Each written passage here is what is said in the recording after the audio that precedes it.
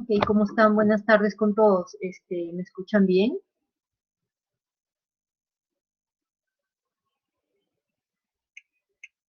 Ay, ok, muchas gracias, gracias por contestar. Muy bien, a ver, hoy día vamos a ver eh, microorganismos y parásitos, que no son tan pequeños para llamarlos microorganismos, como las amebas de vida libre, que causan infecciones en el sistema nervioso central. Vamos a empezar con las bacterias y luego vamos a ver virus, un hongo y un parásito. Entonces, en esta primera parte vamos a revisar la patogenia principalmente de las meningitis y las características de algunos de los agentes que son importantes causantes de estas meningitis. Bueno, aquí solamente para revisar algunos conceptos, eh, recordar que las meningitis son causa muy importante de mortalidad y morbilidad y por eso es importante que tengan un espacio en nuestro... ¿Aló? ¿Me escuchan? ¿Ahora sí? Ahora sí, ya, ok, gracias. Que tengan un espacio en el curso. Y a pesar de que tenemos un buen arsenal de tratamiento antimicrobiano, todavía son causa importante no solo de muerte, sino también de secuelas, de mortalidad. Entonces, tenemos estos conceptos que pueden ver en la diapositiva, que vamos a revisarlos el día de hoy, o sea, vamos a revisar su patogenia también. Hablamos de la meningitis y nos referimos a una inflamación de las meninges, ¿no?, que está en esta zona de acá, y del espacio subaracnoideo, que normalmente no se ve, es virtual, no es tan fácil de ver. Esta meningitis puede ser de presentación aguda, que es el tema de hoy.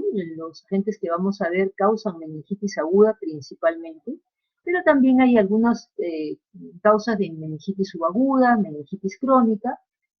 La meningitis puede ser piógena, es decir, que produzca pus, o puede ser la llamada meningitis aséptica. Se llamó así porque se hacía un estudio del líquido cefalorraquídeo y no se encontraba, no se lograba aislar agentes bacterianos, agentes piógenos. Entonces se le llamó aséptica. Ahora, esta aséptica, sí, Valeria, pero con S, aséptica. Ahora, ok, Gonzalo, muy bien. Entonces, esta meningitis puede ser adquirida espontáneamente en la comunidad, también puede ser adquirida por un traumatismo o de un procedimiento intrahospitalario, quirúrgico. La inflamación de las meninges y del espacio subaracnoideo lo que va a causar es, en general, síntomas de dolor de cabeza, fiebre, rigidez de nuca, y en el líquido cefalorraquídeo encontraremos un aumento de células, un aumento importante. A este aumento de células se le llama pleocitosis. Cuando hablamos de encefalitis, nos referimos al compromiso más bien de la corteza cerebral y del parénquima, ¿no?, es decir, del encéfalo en sí, incluyendo el cerebelo. Y la característica clínica acá más bien es sí cefalea, pero la característica principal es cambios de conducta o anormalidades focales, ¿no es cierto?, dependiendo en la zona donde se haya lesionado el cerebro. Cuando se compromete tanto la meninge como la encefalitis, hablamos de meningoencefalitis. En general, las bacterias suelen causar meningitis con más frecuencia que encefalitis y los virus con más frecuencia encefalitis que meningitis. Y ya veremos que algunos pueden causar los dos. Ahora, también tenemos otras infecciones que se caracterizan por ser lesiones focales con contenido purulento, y a esto le llamamos abscesos, ¿no? Podemos ver acá las características que vemos en la parte de arriba. Este es un cerebro sano, un color rosado, normal, bueno, este es un producto de una necropsia, de modo que lo vemos con sangre, vemos el cerebro, el cerebelo. En cambio vemos acá es un cerebro con meningitis, es un cerebro inflamado, y ven ustedes este color que es el color de la pus, ¿verdad? Entonces, esto es lo que llega a ocurrir en un cerebro que tiene una meningitis bacteriana aguda. Veamos acá en una tomografía, que acá se ve con bastante claridad, en una resonancia. No siempre lo vemos tan claro, pero aquí se ve muy claro. Vean ustedes el real, que estas rayitas blancas son las meninges que están inflamadas, que en realidad no se ven así cuando está el cerebro no inflamado. Y aquí, vean en esta resonancia, estos son los ventrículos, ¿verdad? Estos son los ventrículos, que deberían verse así. En este caso, estos ventrículos se ven eh, llenos con algún contenido, y este contenido es la pus, ¿no? Entonces, esto es lo que ocurre en el cerebro en una meningitis bacteriana que vamos a ver. Y esta es la imagen de un absceso cerebral. El compromiso es del parénquima. Vemos acá en esta tomografía, aquí vemos un cambio en el color de la tomografía. En este otro corte ya podemos diferenciar una lesión que en la parte de acá no vemos esta imagen redondeadita que vemos acá que capta contraste. Aquí podemos decir que la lesión está en fase de cerebritis. Esta fase de cerebritis es la fase inicial, cuando el cerebro está empezando a inflamarse. Y ya cuando progresa la infección, ya se encapsula, entonces podemos ver acá este borde blanquito que contraste, que es la cápsula del absceso. Y lo que vemos por afuera ya es el edema, ¿no? En esta imagen ya se ve una imagen clásica de absceso, esta imagen redondeada que causa contraste con edema periférico. Entonces ya imaginarán ustedes que dependiendo dónde esté esta lesión, el paciente va a presentar sintomatología. Ahora, recordando algunos aspectos de la estructura y función del sistema nervioso central, y seguro que ustedes ya revisaron en cursos anteriores, vamos a precisar algunos detalles. Sabemos que las meninges, ¿no es cierto?, son tres capas que envuelven al cerebro y a la médula espinal.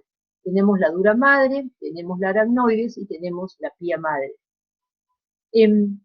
Características importantes para el tema de hoy es que la dura madre es la capa más externa, ¿no? Esta de acá, vemos acá, graficada de esta manera, es la capa más externa y está vascularizada por capilares fenestrados, ¿no es cierto? O sea, tienen como huequitos estos capilares.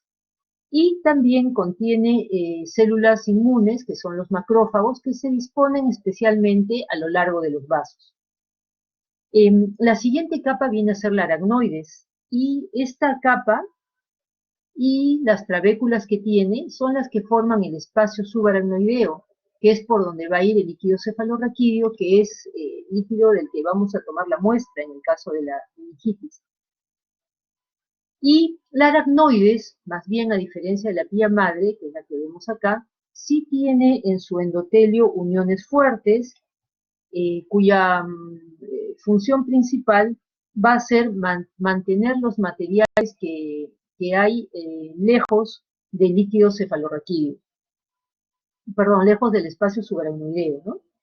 Ahora, dentro de este espacio subaracnoideo es que van a haber vasos que van a ingresar. Estos vasos se sumergen aquí en la pía madre y van a ingresar al cerebro. Estos vasos del que se sumergen no son fenestrados y también tienen uniones fuertes. Y el espacio que está entre estos vasos y el parénquima, esta parte de acá, eso se conoce como el espacio perivascular. Y también tenemos una capa de astrocitos que está debajo de la pía, que es esta de acá blanquita, esta amarillita, que se llama la glia limitans y también contribuye pues a la protección del parénquima, ¿no? Acá podemos ver con más facilidad los astrocitos y sus pies, ¿no? Que están contribuyendo, que vamos a ver luego, a formar la barrera hematoencefálica. Entonces, todo esto protege al cerebro y previene que migren solutos y células desde el líquido cefalorraquídeo al parénquima. Entonces, durante los procesos infecciosos, estas meninges van a poder servir como puerta de entrada para las células inmunes que salgan de los vasos sanguíneos, y los vasos de la dura madre son especialmente susceptibles porque son fenestrados y porque no expresan esas uniones fuertes que tiene la aracnoides. Em, la barrera hematoencefálica es una barrera que tiene principal función preservar la homeostasis del ambiente del sistema nervioso central. Es una barrera tanto funcional como una barrera estructural y va a controlar el paso de cualquier sustancia hacia de la sangre al sistema nervioso central. Su característica principal entonces es que su permeabilidad es selectiva. Por ejemplo, las moléculas lipofílicas van a entrar con facilidad, pero las hidrofílicas van a ingresar o van a tener dificultad para ingresar. Seguro que ya han revisado esta barrera, ¿verdad? Está formada por las células endoteliales. Aquí vemos la luz del vaso, acá vemos una célula del endotelio, es uno de los componentes de la barrera hematoencefálica. Estas células tienen muchas uniones fuertes, acá se ven graficadas. Estas uniones fuertes tienen alta resistencia a que pasen las sustancias a través de ellas, y tienen estas proteínas que se llaman claudinas o cludinas, que son las que mantienen esta unión cerrada, ¿no? Y también tenemos otras uniones adherentes que también contribuyen a que las células epiteliales o las células del endotelio estén cerraditas y no permitan que pase nada hacia el parénquima. Y también pues tenemos los astrocitos, ¿verdad? Que los pericitos que van a conformar esta barrera hematoencefálica. Entonces, durante los eventos patológicos, durante los procesos inflamatorios, puede haber cambio en estas estructuras, especialmente en estas de acá. Y cuando aumentan las sustancias inflamatorias como quimiosinas, citoquinas, entonces se puede deteriorar estas proteínas, de modo que como que se abren y pueden permitir el paso de sustancias, y en el caso que nos ocupa, también el paso de algunos microorganismos.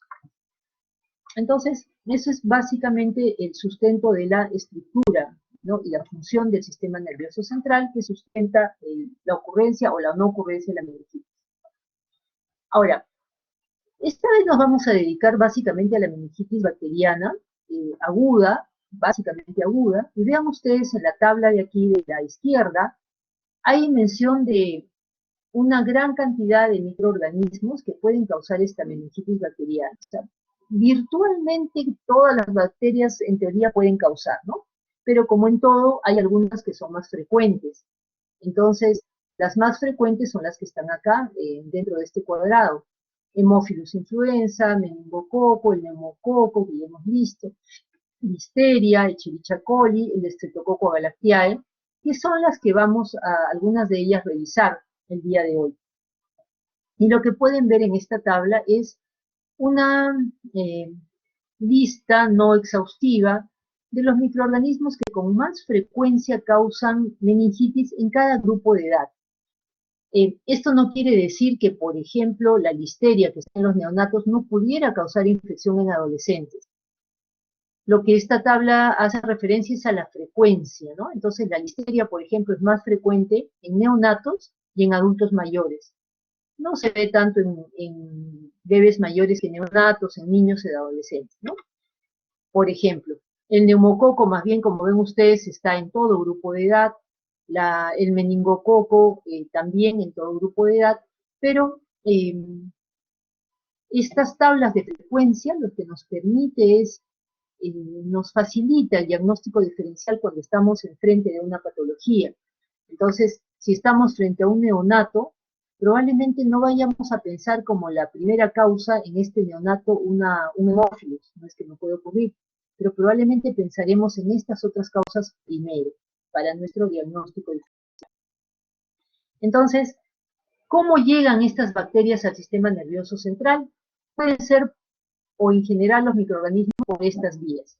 La vía hematógena, que para las bacterias es la más frecuente, ¿no? Y hemos revisado algunos microorganismos que vemos que pueden hacer bacteriemia, y al hacer bacteriemia pueden llegar a cualquier órgano de nuestra economía. En este caso hablamos del cerebro. La vía neuronal o la vía nerviosa es principalmente vía de ingreso de algunos virus, no precisamente de las bacterias. Y tenemos el foco contiguo. ¿Qué quiere decir foco contiguo? Es cuando alguna estructura adyacente al cerebro tiene una infección y puede transmitirle la infección. Por ejemplo, una mastoiditis, tenemos lesión en la mastoides, puede haber lesión en el hueso, puede haber osteomielitis y la pus, la infección puede pasar al cerebro, ¿no? Una sinusitis, una otitis, que son las más frecuentes. Y otra causa es la inoculación directa. Esta inoculación directa puede ser por un traumatismo, o sea, por ejemplo, alguien tiene un accidente automovilístico y se fractura el cráneo, puede ingresar un organismo. Pero también otra causa no tan infrecuente es eh, las cirugías craneanas, ¿no? Cuando hay alguna lesión en el encéfalo que amerita cirugía, pues se va a romper la barrera, se rompe el cráneo, se atraviesan las meninges, entonces pueden entrar los microorganismos con facilidad. En este caso, la uh, frecuencia de microorganismos es un poco diferente a la que hemos visto para las meningitis adquiridas en la comunidad, que es la que básicamente vamos a revisar. En el caso de las infecciones que se asocian a procedimientos intrahospitalarios, los microorganismos son diferentes. Ahí pensamos, por ejemplo, a la cabeza como a microorganismos como Staphylococcus aureus, como Pseudomonas aeruginosa, como Acinetobacter, que ya va a depender también de la epidemiología del centro hospitalario donde estemos trabajando. Entonces, acuérdense de los procesos infecciosos, ¿no es cierto? De la patogenia, tiene un camino que van a seguir los microorganismos. Entonces, en este caso, en las bacterias, la principal ruta para que invadan el espacio subaracnoideo va a ser la vía sanguínea, o sea, la bacteriemia. Entonces, involucra varios pasos. El primer paso suele ser colonización de la mucosa. Dependiendo del microorganismo, puede ser la mucosa respiratoria, la mucosa gastrointestinal, la mucosa genital, ya vamos a ir viendo ejemplos. Entonces, invaden el espacio intravascular, ¿verdad? Rompen la mucosa y van a entrar, como vemos acá nos ayuda la gráfica, entran a la sangre estas bacterias. Una vez que están en la sangre, ya recuerdan ustedes que pueden diseminarse a cualquier órgano, pero tienen que tener estrategias para sobrevivir en la sangre y para multiplicarse ahí. Entonces se produce bacteriemia y pues, esta bacteriemia hace que los microorganismos lleguen hacia la barrera hematoencefálica y cada uno de los microorganismos va a tener estrategias para poder atravesar esta barrera de la que hemos hablado, invade las meninges, invade el espacio subaracnoideo, en el líquido cefalorraquídeo, que tiene muy poca, casi ninguna estrategia de defensa, entonces sobreviven con mucha facilidad en el espacio subaracnoideo y se multiplican. Esta multiplicación, como en cualquier otra infección, hace que haya aumento de citoquinas, de sustancias inflamatorias, que alteran la permeabilidad de la barrera hematoencefálica, dañando, por ejemplo, las uniones, como vimos hace un momento. ¿Cuál es la consecuencia? Vemos pleocitosis, que es aumento del número de células en el líquido, y ese número de células nos permite hacer un diagnóstico. Hay edema del parénquima, entonces hay hipertensión endocraniana. Estos componentes inflamatorios lesionan la neurona, y puede haber necrosis en la neurona con daño importante y normalmente con secuelas. Entonces, para empezar, el primer paso es la colonización. Ustedes recuerdan que ya hemos conversado sobre todas las estrategias de defensa que tiene la piel y mucosas, ¿verdad?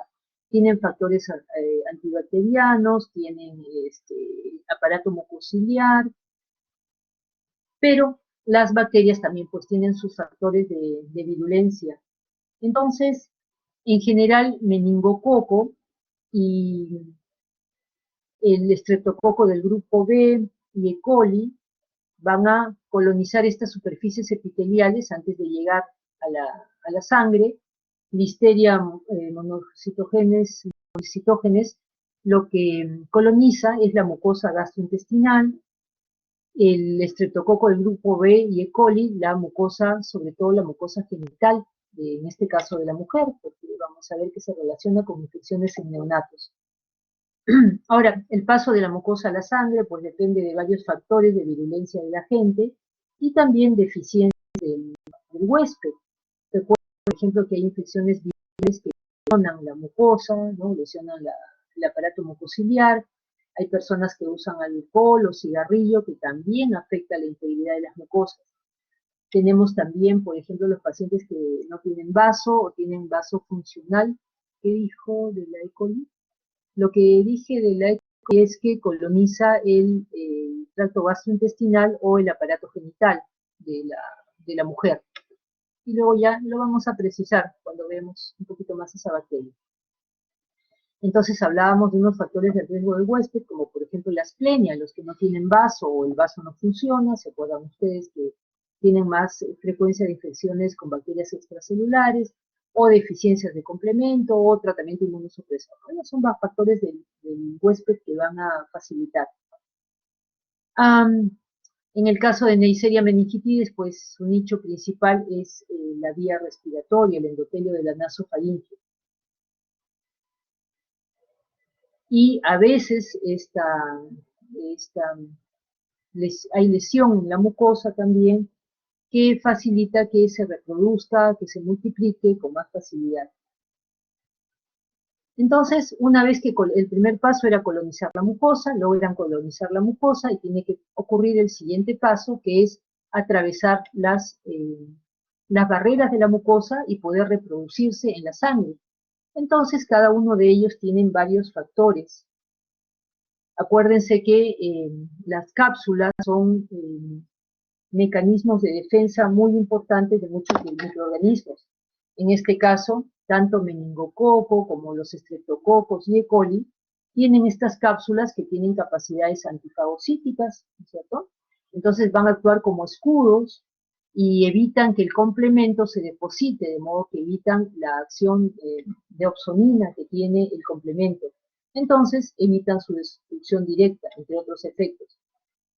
En el caso del meningococo, además, por ejemplo, el meningococo tiene la capacidad de sentir cómo varía la temperatura cuando pasa de la orofaringe a la sangre, la orofaringe o de la nasofaringe, ¿no?, a la sangre, y este cambio de temperatura lo siente el meningococo y para el meningococo es como una señal de peligro. Entonces inicia otras señales para aumentar la producción de su cápsula, porque sabe que va a pasar a la sangre, ¿no? Aumenta la producción de su cápsula y también la síntesis de un inhibidor del complemento. Entonces, acuérdense ustedes de esta diapositiva, que son los elementos de inmunidad innata contra las bacterias intracelulares, ¿no? Extracelulares, perdón. Entonces, son todos estos mecanismos para evitar estos defensas del sistema inmune. En el caso de E. coli tiene una proteína en su membrana externa, que es la más abundante, y también le da capacidad antibactericida porque evita la acción del complemento, inhibe la activación del complemento por dos vías, tanto la vía clásica como la vía de la lectina. En conclusión, evita pues que se active, entonces evita la lesión por el complejo de ataque membrana. Ustedes recuerdan, ¿no? Ahora, el estreptococo pues tiene también su cápsula. Los polisacáridos que forman esta cápsula tienen una estructura que es el ácido acetilmurámico, que es muy parecida al ácido ciálico que está presente en la superficie de muchas células humanas. Entonces, la presencia de este ácido ciálico, que es esencial para que evite el ataque del complemento. Al expresar el ácido ciálico en la superficie del estreptococo, lo que hace es protegerse del ataque del complemento. Este es un ejemplo también de imitación molecular, ¿verdad? Porque el complemento piensa que el ácido ciálico es del ser humano, entonces no lo va a atacar, es una manera de defenderse. También esta cápsula va a poder evitar por el estreptococo es la que expresa ácido ciálico. Sí, Claudia. Ajá. Y esta cápsula también va a poder disminuir la capacidad de respuesta de los leucocitos, que también tienen ácido ciálico, ¿no? Entonces, y además, tanto E. coli, E. coli como el estreptococo han desarrollado alguna capacidad para sobrevivir dentro de las células fagocíticas. Entonces, tienen pues un montón de estrategias de factores de virulencia. Allá, que tanto E. coli como me preguntas de los leucocitos, ok, que lo que hacen la cápsula del estreptococo es también lesionar a la actividad fagocítica de los leucocitos, ¿no? Entonces, todas estas habilidades se van a unir para poder evitar todas las estrategias bactericidas que hay en la sangre y poder reproducirse. Y otro aspecto muy importante es que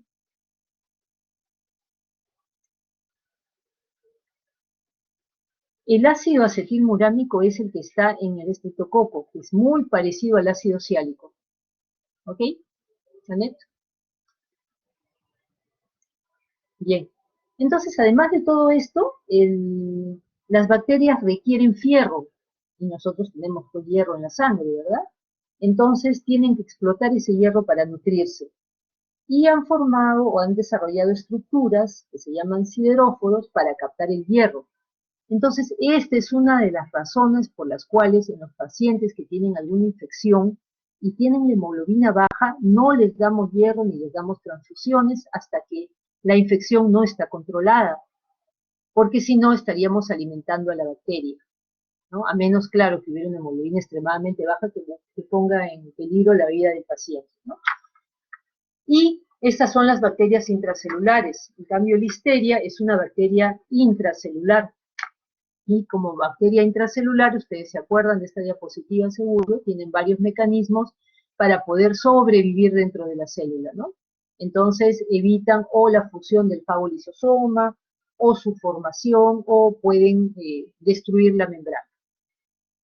Entonces estos son los principales mecanismos de evasión que van a tener esta bacteria, que como ustedes ven, pues son un montón y son bastante eficientes. Entonces, una vez que estas bacterias logran llegar a la sangre, ya sobreviven ahí, van a tener que desarrollarse estos tres pasos o estos tres constituyentes para que se produzca la meningitis.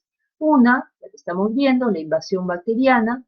Dos, la activación de este factor kappa beta, ¿verdad? Que tiene que ver con todo el proceso inflamatorio. Y luego la migración leucocitaria, que esto es un poco lo que ustedes han visto en su clase de inflamación aguda. Cada bacteria tiene mecanismos diferentes para invadir el sistema nervioso central, ¿no es cierto? Estamos acá con las bacterias que están en la sangre y van a invadir el sistema nervioso central atravesando la barrera hematoencefálica y cada uno de ellos, como les decía, tiene diferentes mecanismos. Y se entiende, ¿verdad?, que mientras más tiempo dure la bacteriemia, sea una bacteriemia prolongada y de alto nivel, o sea, con más cantidad de bacterias, va a favorecer que hace que llegue a la barrera hematoencefálica y que la pueda atravesar, ¿verdad? Entonces, estas bacterias llegan cerca a las células endoteliales y de acuerdo a la afinidad o a su capacidad para adherirse a estas células endoteliales, es que van a tener mayor facilidad para atravesar la barrera hematoencefálica. Vemos acá en la foto, por ejemplo, la capacidad de adhesión de algunas bacterias al endotelio del cerebro humano. Veamos E. coli, tiene una capacidad de adhesión menor, veamos poquitas células. En cambio, meningococo, vean ustedes la gran cantidad de bacterias que se adhieren. Este es el ejemplo de un estreptococo, de una cepa que no tiene capacidad de adherencia. Entonces, esta cepa de neumococo no tendrá facilidad de causar meningitis. Y vemos acá el estreptococo galactiae, que es el que vamos a ver ahora, también tiene una capacidad menor que el meningococo para adherirse. Entonces, también de eso va a depender su capacidad para poder llegar hasta el endotelio y adherirse, ¿no? Ahora, una vez en contacto con las células endoteliales, que van a ser estas, que en celeste, que están en la figura, las bacterias tienen que llegar acá, al líquido cefalorraquídeo, al espacio subaracnoideo. Entonces hay en general, tres estrategias. Una es la transcelular, que es la A, la que está acá. que quiere decir atravesar por pinocitosis u otros mecanismos mediados por receptor, atraviesan la célula y llegan al espacio celular mediado. Otra manera es la vía paracelular, que ingresa rompiendo esas uniones fuertes que vimos, esas uniones las rompe, ¿no es cierto?, la claudina y todas esas proteínas que había ahí, las rompe y pasa entre las células. Y otra estrategia es el caballo de Troya, que lo vamos a ver no solo en las bacterias, en el que los leucocitos o macrófagos que han fagocitado a la bacteria atraviesan ellos el sistema y llevan a la bacteria hacia el espacio subaracnoideo. Entonces, estas son las tres principales formas en que ellos ingresan al espacio subaracnoideo. Aquí podemos ver estos microorganismos, como cada uno de ellos va a atravesar de acuerdo a su propia estrategia. Entonces utilizan pues receptores y factores propios de cada uno de ellos, como el lipopolisacárido, toxinas, que además van a producir inflamación, y esa inflamación es la que contribuye a alterar esta barrera. Recuérdense lo que hablamos de las proteínas, altera la barrera, altera también la célula misma, y eso contribuye a facilitar el pase. Entonces vemos E. coli, vemos E. coli sus proteínas, neumococo utiliza algunas otras capacidades de unión, meningococo también su adesina, que es un pili, ¿cierto? Recuerden que primero tiene que adherirse, si no logra adherirse, no va a poder atravesar.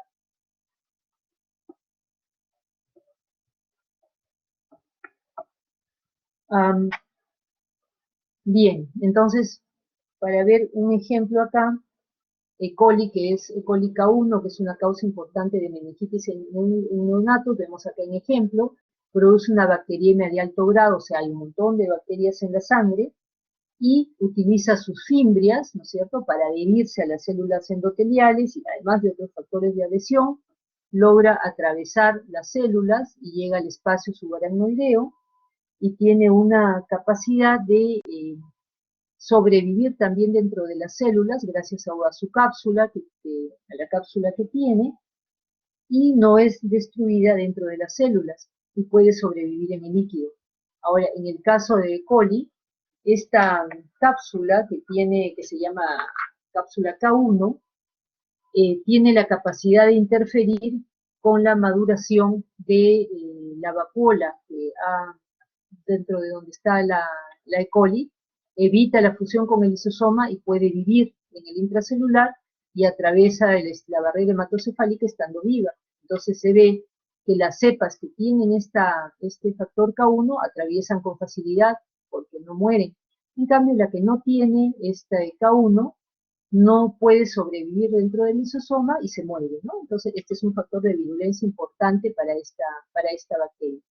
Aquí en esta microfotografía lo que nos muestra con claridad, vean ustedes cómo esta bacteria hace que la célula, como que la endocite, ¿no?, la fagocite, la endocite y la guarde en una vacuola. Dentro de esta vacuola, que gracias a su cápsula K1 puede sobrevivir. Entonces, llegamos a que invaden la mucosa, llegan a la sangre, se adhieren al endotelio de la barrera y logran atravesar la barrera de acuerdo cada uno a sus mecanismos. No, no es el macrófago, Alexia, ingresa a la célula endotelial. Esta es una célula endotelial, ¿no? Es la célula del endotelio de la barrera hematocefálica, ni siquiera es el macrófago, ¿no? Es el endotelio, y ahí es donde puede producir y atraviesa por transitosis. Entonces, luego que han pasado la barrera hematocefálica, ya pues hay un proceso inflamatorio, y al final de este proceso inflamatorio pues activa este factor nuclear kappa beta, que también ustedes seguro que ya lo han utilizado, ¿no?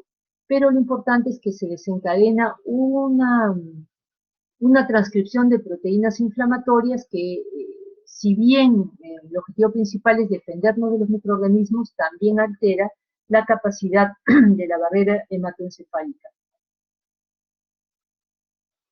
Entonces, como parte del proceso inflamatorio, lo que va a pasar es la migración leucocitaria. ¿Se acuerdan ustedes del rolling, no es cierto? Vienen los leucocitos, ocurre que se adhiere al endotelio, se une al endotelio y puede migrar desde el endotelio hacia la zona donde está la infección.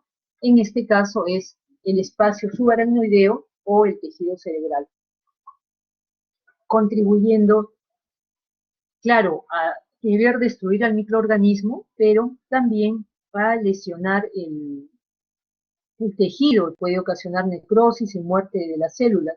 Además, estas células que se van destruyendo, ¿no es cierto?, son fuentes de DAM, que son los patrones moleculares asociados a daño, que además contribuyen a aumentar más la inflamación. Esa, ¿y qué más? Espacio subaracnoideo, Aranza, ¿puede ser? Ah, ok. El espacio subaracnoideo, pero también puede ser en el parénquima, ¿no es cierto? Pueden llegar al parénquima cerebral.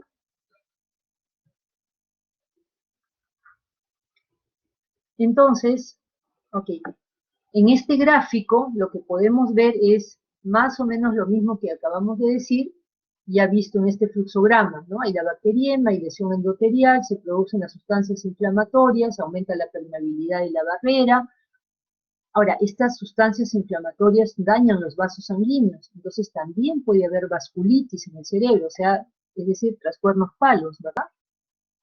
Al dañarse, al haber vasculitis, también hay disminución del flujo sanguíneo, hay edema por varios mecanismos, el cerebro está inflamado, está como hinchado, aumenta la producción intracraniana, la presión intracraniana, esto además eh, hace más daño al cerebro, de modo que al final se produce daño neuronal, destrucción de las células, ¿no? En casos severos, pues, hay muerte, o si no hay muerte, quedan secuelas importantes, ¿no? Entonces, eso es más o menos la patogenia de la mayoría de las bacterias. Vamos a ver ahora algunas de las que nos toca revisar en esta clase, de manera sucinta, ¿no? Ustedes tienen que haber leído estos microorganismos en el Murray, porque no nos da tiempo para hacer una revisión muy exhaustiva. Bien, Neisseria meningitidis, también llamado meningococo, puede causar infecciones esporádicas, o sea, una de vez en cuando, endémicas, es decir, que hay un número de infecciones cada cierto tiempo en la comunidad, o epidémicas, es decir, brotes, ¿no? Los brotes se dan sobre todo en sitios donde la gente está en ambientes cerrados, por ejemplo, cuarteles, por decir, y que no estén vacunados contra Neisseria.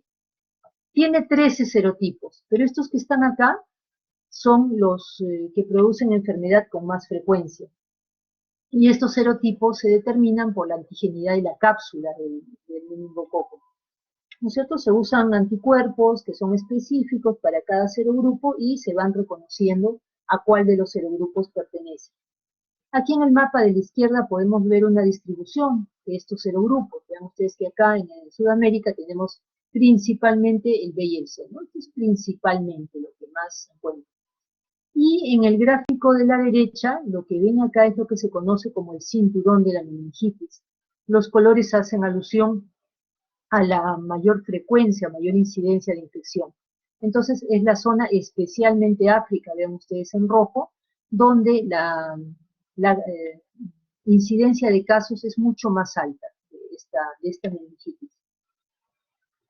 Este meningococo, o Neisseria meningitidis, es un diplococo, es gram negativo, importante que recuerden estas cositas ya cuando estén ustedes en su práctica médica, que su nicho, como dijimos, era el epitelio respiratorio, entonces ahí es donde está, donde coloniza. Se adhiere a las células no ciliadas, y esta adherencia, esta colonización puede ser desde asintomática hasta bacteriemia, y es una colonización intermitente, es decir, hoy día una persona se coloniza, la colonización puede durarle, por decir, 15 días, y de repente ya la bacteria se libera y ya no está colonizado. O puede ocurrir algún daño en la mucosa, el meningococo invade la mucosa y puede causar bacteriemia, ¿no? Entonces hay algunos receptores necesarios en el huésped que facilitan esta adherencia y esta colonización. Y se va a transmitir por vía respiratoria, ¿no? Esa es una de las razones de cuando hay una meningitis por meningococo, tenemos, a más allá de tener precauciones respiratorias, también en algunos casos se indica profilaxis, porque asumimos que la persona que ha estado atendiendo al paciente pues ya se colonizó con la Neisseria y queremos evitar que progrese bacteriemia, ¿no? Entonces vean acá en la imagen, ahí están algunos meningococos con polimorfo alrededor de los polimorfos. Entonces, los humanos somos los huéspedes naturales del meningococo. Vean acá esta imagen, los cilios de nuestro epitelio y cómo el meningococo se adhiere, ¿no? Entonces, se calcula que dependiendo de la población, entre un 8 y 25% de personas portan este meningococo, predominantemente en adolescentes y, como les decía, es intermitente. Puede durar días, puede durar meses.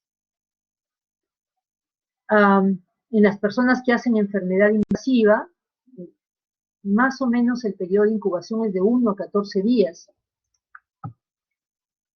Se une a las células no ciliadas, pero aquí vemos a los cilios, ¿no? Acá están algunas de las células ciliadas y vemos el meningococo acá, uniéndose a otras células, ¿sí?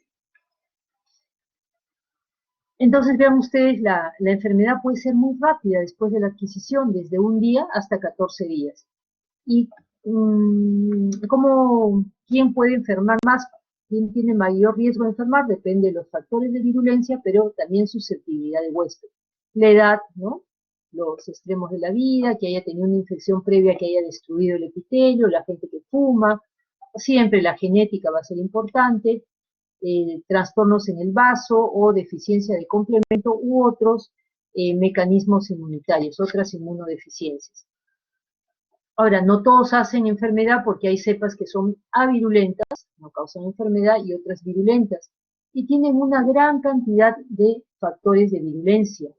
Y hablamos de la cápsula, las proteínas de adición, su capacidad de secuestrar fierro, como poseen estas endotoxinas, que está formado por este lipopolisacárido, tienen la capacidad de intercambiar genes, de modo que al intercambiar genes varía su antigenicidad, y también el mimetismo molecular del que hablamos, gracias a esta estructura que se parece al ácido ciálico, ¿no? Entonces, estas son imágenes bastante características. Un paciente con meningitis que tenga este tipo de lesiones, uno tiene que sospechar, aquí ya llega hasta necrosis, que la primera causa de esto es el meningococo.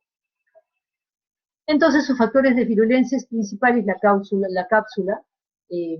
le da resistencia contra difusión por anticuerpos, complemento, contra fagocitosis, y los anticuerpos contra la cápsula es lo que nos dan protección, que puede ser generado por protección natural, pero también por las vacunas. Y tenemos dos tipos de vacunas, la polisacárica y la conjugada, ¿no? Y también tiene los polisacáridos que se parecen al ácido ciálico, que le permiten esta capacidad de mimetismo molecular.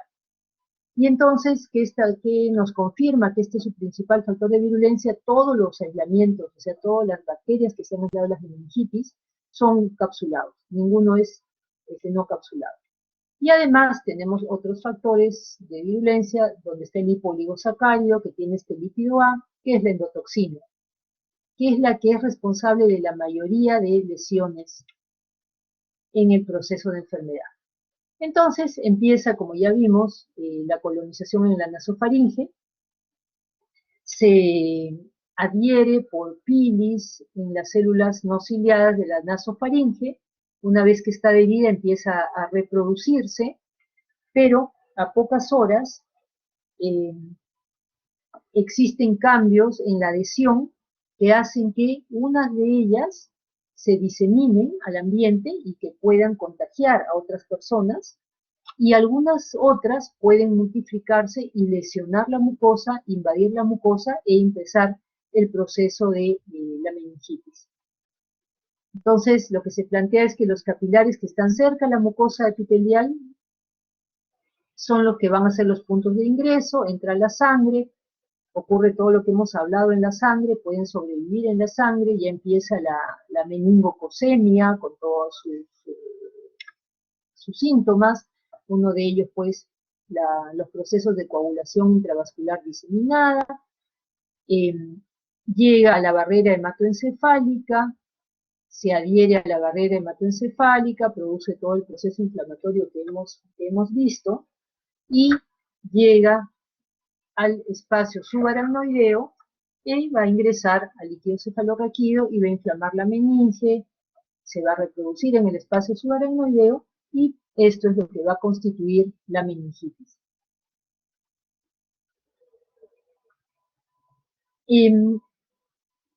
Este proceso inflamatorio afecta pues a las meninges, pero también a otros órganos, gracias sobre todo a su endotoxina, y puede producir un shock séptico con daño vascular, con inflamación, trombosis, daño a varios órganos, y es, dentro de todas las causas de shock séptico, probablemente es la forma que más rápidamente puede matar a la persona. Y tanto el espectro clínico, o sea, todo lo que puede causar como la evolución es impredecible. Algunos pueden enfermar muy rápido, otros se demoran más, pero aún así es muy rápida. ¿No? Vean acá en esta línea de tiempo, en un paciente, a las 24 horas el paciente ya pudo fallecer, ¿no? Entonces depende, como les decía, de factores de virulencia y de factores del huésped. Ahora, hay una enfermedad, puede ser, como en todas las enfermedades infecciosas, diferentes grados de gravedad, valga la redundancia, puede ser por una enfermedad febril, una meningitis, o un síndrome de shock séptico que daña varios órganos con fallo multiorgánico que se conoce como la enfermedad de Waterhouse-Friedrichsen. Ahorita la vamos a escribir. Y el paciente muere en varias horas. Se ha descrito que hasta, como vemos acá, en las primeras horas puede fallecer. Ahora, el paciente puede empezar como un síndrome gripal, de modo que nadie va a visorar que esto se va a convertir en una meningitis severa, ¿no? Este caso que viene a continuación es precisamente un ejemplo de esta enfermedad del síndrome de Waterhouse-Friedrichsen. En esta paciente empezó solamente con fiebre, dolor de garganta, diarrea, vómitos, y en menos de 24 horas se pone mal, empieza con manifestaciones abdominales que tampoco son las frecuentes, diarrea no es lo frecuente, meningitis meningocócica, pero puede ocurrir. Entonces nadie pensó que podía ser eso. Luego aparecieron las petequias en la piel, que en este caso pueden cubrir casi todo el cuerpo, pueden unirse, ¿no? Coalescer, formando lesiones purpúricas, y se manifiesta como un cuadro de coagulación intravascular diseminada, y vemos acá y uno de los órganos que se afecta con más facilidad es lo que vemos acá, las glándulas suprarrenales. Vean ustedes acá todas necróticas, ¿no? Y esto es lo que contribuye a este shock séptico. Entonces veamos en la autopsia, se ven pues las lesiones en la piel, se ve también en los ojos, en la mucosa conjuntival, las glándulas suprarrenales necrosadas y el cerebro inflamado, y acá vemos, se puede apreciar acá, con secreción purulenta, ¿no? Entonces es una enfermedad que puede ser fulminante y que inclusive siendo tan rápido no da tiempo a que se desarrolle una adecuada defensa inmune. El segundo bacteria que vamos a ver es Listeria. Listeria es un bacilo gram positivo, en general, es intracelular, es anaerobio facultativo, y esta listeriolizina O es uno de sus principales factores de virulencia, que es la que va a contribuir a activar este sistema kappa beta, que contribuye a la inflamación. La vía de transmisión aquí más bien es digestiva, y los grupos de riesgo principales son estos tres: neonatos, gestantes y personas que tienen inmunodepresión celular, ¿no? Y puede causar una enfermedad invasiva. La listeria va a llegar al organismo por ingerir comida contaminada, que puede ser, por ejemplo, quesos o en realidad cualquier tipo de alimentos se puede contaminar. Va a llegar a los enterocitos, que van a ser la primera barrera, la barrera mucosa, entre el lumen y el sistema vascular.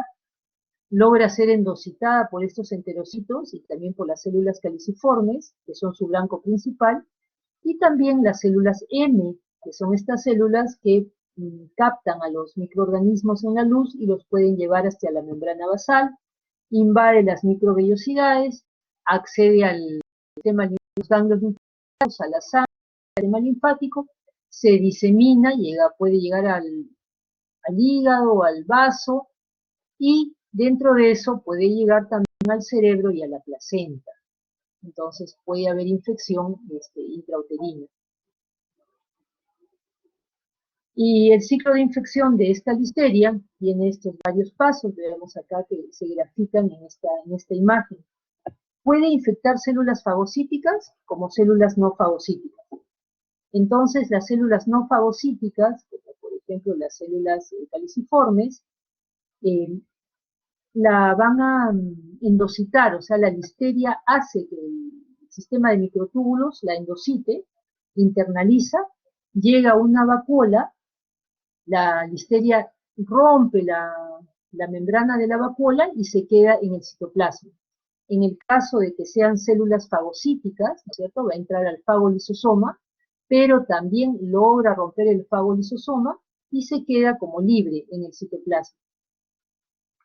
En este citoplasma se va a reproducir y va a manipular los microtúbulos de actina de la célula, evadiendo el sistema inmune, y lo que hace es que estos filamentos de actina la guíen o le formen como un camino que lo que logra es que se la proyecten hacia la célula vecina, ¿no? Entonces, esta capacidad de que la proyecten a la célula vecina hace que contagie a la célula vecina y además no está expuesta a los sistemas de defensa inmune, pues, del suero o de la sangre. Y va a secretar, pues, sustancias como lipasas, fosfolipasas, que van a hacer que destruya la célula. Y otro camino también de la listeria es que, en vez de pasarse a la célula vecina, sencillamente atraviesa la célula por transitosis y llega a la membrana basal del enterocito. Y ahí también puede reproducirse. Entonces esos son los pasos, cómo infecta. Vean ustedes acá en esta fotografía con el microscopio, lo que se ve es cómo este macrófago que le ha fagocitado emite esta proyección que es, o este pseudópodo que es como fagocitado de alguna manera o captado por la célula vecina. Entonces, de esta manera entra la listeria e infecta la otra célula y se protege de todo el sistema inmune. Esa es una capacidad muy importante, ¿no? Bien, entonces llegaba al enterocito, ¿no es cierto?, atravesaba los enterocitos, se endocitaba por las células caliciformes o también por las células M, pasaba a la membrana basal, ahí llega a la circulación portal y entonces puede llegar al hígado y también luego llega al vaso. Entonces ahí empieza a su gran multiplicación. Va a invadir los hepatocitos, las células de Kupffer, ¿no es cierto?, también la fagocitan. Se va a multiplicar en el hígado rápidamente, forma lo que se llama un nicho de replicación, o sea, llega ahí y crea las condiciones para empezar a replicarse. En gran cantidad, 2 a 3 días se puede replicar con gran cantidad, sale a la sangre, llega al vaso, en el vaso también es fagocitado por los esplenocitos o por las células dendríticas, y también hace otro nicho de infección, se reproduce y también sale a la sangre, de modo que la sangre es como nutrida o le llegan varios ciclos de listerias que se hayan reproducido del hígado, del vaso y de otros órganos también. Entonces, una vez que se establece acá y se mantiene la bacteriemia, se produce todo el fenómeno inflamatorio, la respuesta con citoquinas y linfoquinas, puede ocurrir un shock séptico, puede haber daño orgánico de varios órganos porque llega a varios órganos, y dentro de los órganos que puede llegar, que a nosotros nos interesa hoy día, es el sistema nervioso central, pero también puede llegar a la placenta causando abortos y otras lesiones, ¿no? Y esta listeria, ¿cómo llega al cerebro? Pues puede llegar porque rompe las uniones estrechas, ¿no?, y atraviesa hacia el espacio subaracnoideo, también tiene el mecanismo de caballo de Troya, también puede ser invasión de la célula de manera directa, y hay un mecanismo que está todavía en duda, que es la vía neural retrógrada, ¿no? Que se ha visto en algunos animales que pudiera infectar también a través de la vía neural retrógrada, parecida a algunos virus que vamos a ver en un momento. Entonces, ¿qué nos defiende de la listeria? Pues recuerden ustedes todos los mecanismos de defensa contra las bacterias intracelulares. Recuerdan que se activaban los macrófagos y las células NK, que producían el interferón, ¿no es cierto? Que activaban también a las células CD4 y CD8, que retroalimentaban a los macrófagos para poder mejorar su capacidad de fagocitosis. De modo que el principal mecanismo de defensa es la inmunidad celular. Sí se producen anticuerpos, pero no son protectores, no tienen mayor relevancia en la defensa, ¿no? Entonces, este es un caso interesante de un paciente que tiene estos abscesos cerebrales. Ahora, la forma más frecuente de infección en listeria es meningitis, pero también puede causar meningoencefalitis. En este caso, los abscesos son una manifestación de la encefalitis. Este es un hombre de 70 años cuyo factor de riesgo principal, además de la edad, es que tenía leucemia linfática. Entonces tiene fiebre, dolor de cabeza, siempre cuando tengan fiebre y dolor de cabeza tienen que pensar en la posible meningitis, no importa el tipo de paciente, y le hacen un estudio de líquido cefalorraquídeo, ven una glucosa baja, que vemos que es baja porque su glicemia era alta, luego vamos a revisar un poquito esto más, alta cantidad de proteínas, un gran número de células, ¿no? Esto se llama pleocitosis. Y cuando le hacen cultivo, aíslan la listeria monocitógenes, ¿no? Entonces, el diagnóstico es meningoencefalitis, porque hay compromiso del espacio suraminoideo y las meninges, pero también del parénquima cerebral. Y bien, para terminar esta parte vamos a revisar estos agentes de infección neonatal, para recordar que cualquier bacteria puede causar meningitis. Sin embargo, nos enfocamos en estas dos en el caso de los neonatos porque son las más frecuentes que causan enfermedad en estos niños. Y las secuelas en ellos pues son terribles, ¿no? Si es que no fallecen, quedan con secuelas terribles como lesiones neurológicas, sordera, ceguera. Lo que vemos acá, esta imagen, este niñito con la cabeza, con la columna encorvada y la cabeza hacia atrás, nos está hablando de una intensa inflamación en su espacio subaracnoideo, y este signo se llama opistótonos. También lo van a ver en tétanos, pero en este caso está revelando que se trata de una meningitis, ¿no? Entonces tenemos estas dos bacterias principalmente, el Streptococcus agalactiae, que también se llama estreptococo del grupo B, y el E. coli K1.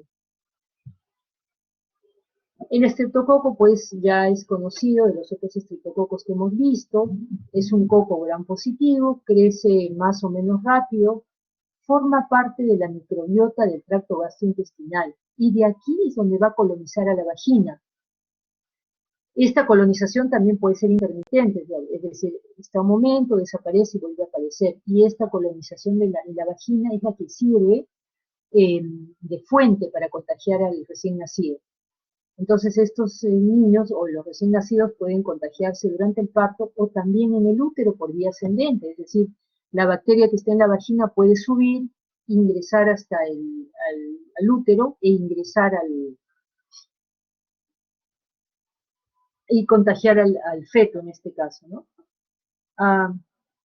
También tiene este componente parecido al ácido ciálico, ¿verdad? Estos son los principales factores de riesgo. Niños prematuros, cuando ha habido una ruptura prematura de membranas, es decir, cuando la membrana de la mujer se ha roto y está más de 18 horas rota. Y la lógica es de que, claro, la membrana lo que sirve es para proteger el contenido del útero, y al romperse, pues facilita que las bacterias ingresen. Claro, si la mujer ha tenido fiebre durante el parto, ya nos habla de que puede haber una infección, que puede ser por el estreptococo. Si la mujer ya tuvo un niño con infección por este estreptococo previa, si ha tenido bacteriuria, o sea, si ha eliminado esta bacteria en la orina durante el embarazo, o si tienen bajo título de anticuerpos. Esto por tema teórico, en general no se mide estos anticuerpos, ¿no? Esto se ve en algún estudio en particular. Y la otra bacteria de la E. coli que ya hemos visto un poquito, que tiene su principal vector de virulencia, que es su polisacárido capsular, que evita que lo desactive el complemento, que le permite que sobreviva en la sangre, y este tipo de E. coli se ve con más frecuencia en las bacterias extraintestinales, o sea, luego vamos a ver que la E. coli puede causar síndromes también intestinales, urinarios, ¿no? Y este polisacárido se ve con más frecuencia en las E. coli extraintestinales. Y este polisacárido es lo que le da la capacidad de tener un alto grado de bacteriemia y una buena capacidad de penetración inmunitaria, ¿no? Esta es la misma imagen que vimos anteriormente, ¿no? De este coli como la endocita. Entonces, tanto el estreptococo como el coli van a estar colonizando ya sea el tracto gastrointestinal o la vagina o el perineo maternos al final del embarazo. Entonces, especialmente si hay una ruptura prematura de membranas, esta bacteria va a contaminar al neonato, va a contaminar el útero y va a causar enfermedad. Entonces, puede causar coriomionitis, que es la infección de las membranas uterinas, puede causar fiebre materna, puede causar parto prematuro, la meningitis y la muerte fetal, ¿no? Como les decía, si los niñitos no mueren, quedan con lesiones severas, ¿no? A veces incapacitados de por vida. Y para terminar, algunos elementos que los vamos a pasar rapidito de diagnóstico y prevención. Es muy importante que ustedes tengan siempre presente que cuando sospechan un cuadro de meningitis, deben tratar de, en la medida de lo posible, hacer una punción lumbar antes de iniciar antibiótico. Pero dicho esto, también debo decir que el hacer la punción lumbar no debe demorar el inicio de antibiótico. Es decir, que lo primordial es el antibiótico, pero debemos tratar de hacer la punción lumbar para identificar qué microorganismos, porque como viste en la lista son muchísimos y ahí solamente estamos hablando de bacterias. Entonces la clínica nos lleva a sospechar, hacemos la punción lumbar y pedimos todo lo que disponga de la institución donde estamos, un citoquímico, el GRAM, cultivos, antígenos, pruebas de biología molecular y también podemos pedir imágenes que nos pueden orientar. Entonces, en las características del líquido cefalorraquídeo nos permite ayudarnos a hacer una diferencia en el diagnóstico diferencial. ¿Será por bacterias? ¿Será viral? ¿Será tuberculosis? Entonces, la presión de apertura va a estar alta, vean ustedes, pero en la meningitis viral casi no aumenta, más aumenta en la bacteriana y en la tuberculosis. El número normal de células es menos de 5. Vean, en la meningitis bacteriana aumenta muchísimo este número de células. En la viral no tanto, y en la tuberculosa tampoco no tanto. Las proteínas aumentan, sobre todo en la bacteriana aguda y en la meningitis tuberculosa. Sobre todo acá aumenta mucho más en la tuberculosa. Y nos orienta también el contenido de glucosa. El contenido de glucosa del líquido se define, la normalidad se define de acuerdo a la relación de la glucosa del líquido con la glucosa sanguínea. De modo que cuando ustedes hacen una punción lumbar, terminan su punción lumbar y lo primero que deben hacer es pedir una medición de la glucosa sanguínea de ese momento, ya sea un hemoglucotest que se toma punzando el dedo o tomando una muestra de sangre, porque si no, no van a poder valorar el nivel de esta glucosa si es normal o no. Y eso lo vimos aquí en la imagen que vimos de Neisseria.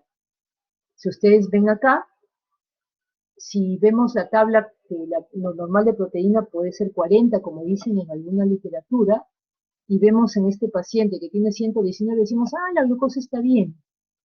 Pero cuando la comparamos con la glicemia paralela, que es 300, vemos que no, pues no está tan bien, ¿no es cierto? Entonces, si este paciente hubiera tenido 100 de glucosa, entonces podemos decir, sí, la glucosa está bien.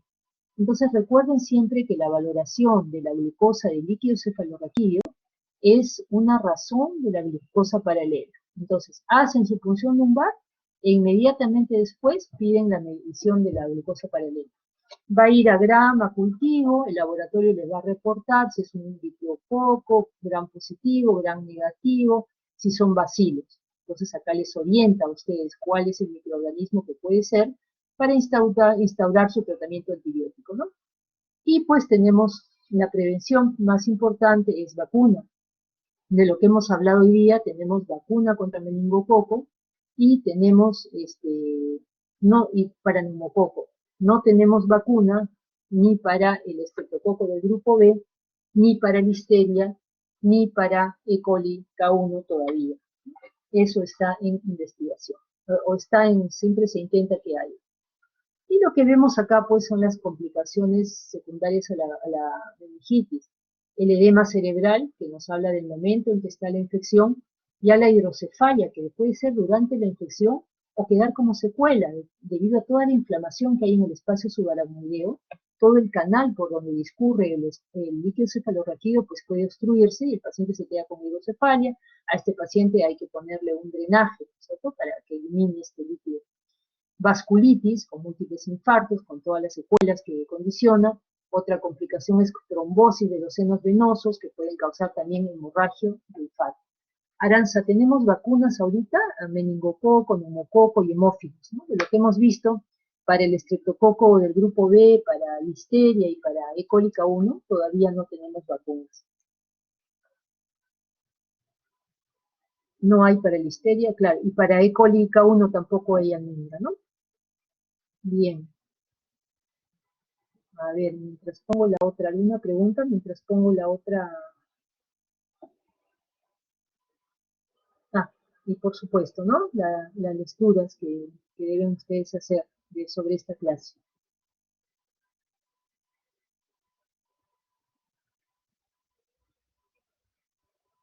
Muy bien, esta clase es un poquito larga, pero igual si tienen alguna pregunta. Bien, ahora vamos a ver estos microorganismos, bueno, no microorganismos todos, porque las amebas son grandecitas, que son causantes especialmente de encefalitis. ¿Sí? Habremos hablado antes más que todo de la meningitis, en un caso meningoencefalitis como la listeria. Ahora vamos a hablar principalmente de las encefalitis. Entonces vamos a revisar virus herpes simple, varicela zoster, que ya lo hemos revisado, un repaso en la parte neurológica, un honguito que es el aspergillus y las amebas de vida libre, que entiendo que ustedes ya han tenido o van a tener su taller sobre estas amebas. Entonces vamos a empezar con los virus herpes, luego vemos aspergillus y luego las amebas de vida libre. Entonces, esta diapositiva ustedes ya la conocen, nos presenta las familias de los herpes virus. Las que vamos a ver ahora son de los alfa herpes virus, que son los herpes simples tipo 1 y 2, y el virus de la varicela zoster, que ambos establecen su sitio de latencia en las neuronas, ¿no es cierto? Recuerdan ustedes que son virus ADN, que luego de la infección establecen latencia y pueden tener procesos de reactivación en diferentes sitios, establecen la latencia, pueden establecer de acuerdo a cómo mande su ciclo replicativo, infecciones líticas, de modo que destrozan a la célula, o infecciones no líticas que lo que favorecen es la latencia y la persistencia, ¿no? Y tienen pues interesantes mecanismos de evasión de la respuesta inmune.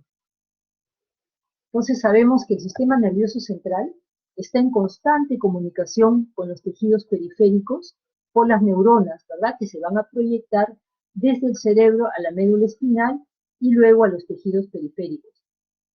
Los virus que vamos a ver hoy, lo que utilizan para llegar a atravesar la barrera hematoencefálica es el transporte axonal para viajar hasta el sistema nervioso central. Ahora, la mayoría de tejidos, no digo todos, están altamente inervados, ¿no es cierto? Entonces, esto proporciona, pues, puntos de ingreso importantes. Acá el ejemplo es un brazo, pero un dedo. Pero estamos inervados por todo lado, de modo que en teoría tenemos bastantes puntos para que estos virus puedan ingresar y romper las barreras externas. Ahora, las neuronas van a tener un transporte activo para transportar las moléculas que necesitan para su nutrición o para su funcionamiento. Y estas moléculas varían dependiendo si el transporte es retrógrado, o sea, de afuera hacia el sistema nervioso central, o si son desde el sistema nervioso central hacia la periferia. Las que son responsables del transporte retrógrado, o sea, hacia atrás, se llaman lineínas y se mueven dentro de unos microtúbulos que están en los axones. Y otras proteínas que se llaman quinesinas son las que se encargan del transporte anterógrado. Entonces, varios virus han desarrollado esta capacidad, en este caso los herpes, pero también tenemos, por ejemplo, el virus de la rabia, ¿no?